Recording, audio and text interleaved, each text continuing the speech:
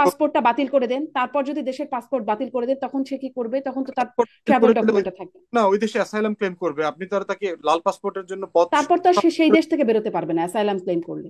না, সে পারবে আবার ইয়ে পাসপোর্ট যখন চেঞ্জ হয়ে যাবে তখন ট্রাভেল ভিসা এখানে আসবে, ভিজিটর হিসেবে আসবে। আমি তো ইমিগ্রেশন প্র্যাকটিস করেছি ইংল্যান্ডে। কিন্তু এই ঝামেলাগুলো তো তার মধ্যে থাকছে, তাই না? যে আরো এনকারেজ করবে, কারণ এটা তার যে উচিত আমেরিকান পাসপোর্ট পাওয়ার, ইউরোপিয়ান পাসপোর্ট পাওয়ার। কারণ সে জেনেভা কনভেনশন মোতাবেক আপনার স্টেটলেস হয়ে গেছে।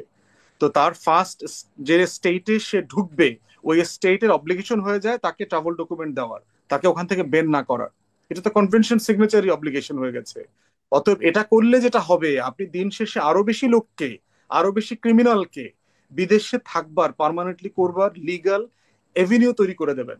এগুলো তো আমি ইমিগ্রেশন প্র্যাকটিস করবার কারণে আমি জি, ক্লোজলি দেখেছি এই জিনিসগুলো। এগুলো আপনি ঠেকাইতে পারবেন না, এটা জি, প্র্যাকটিক্যাল না। তার মানে আপনার মনে হয় যে বিদেশি নাগরিকরা যে কোনো দায়িত্বে, সরকারের গুরুত্বপূর্ণ যদি বা সেন্সিটিভ দায়িত্বে থাকতেই পারে। competent হয়, ওইটার জন্য কম্পিটেন্ট হয়। আপনি যে কাজে যাকে নেবেন সেই কাজের জন্য সে যদি যোগ্য হয়, আপনি ওটা ডাটা স্ক্রিনিং করবেন এই মানে মানুষ। কেন আসলে দেশে দেশে এইরকম মানে এটা রাখা হয় সংবিধানে যে বাই বর্ন সিটিজেন হতে হবে যদি রাষ্ট্রপতি হতে চান, প্রধানমন্ত্রী, মানে এই বিষয়গুলো দেশে এক দেশে দু- আমেরিকাতেও কেন এক রাখা হয়? মানে এগুলো অপ্রয়োজনীয়।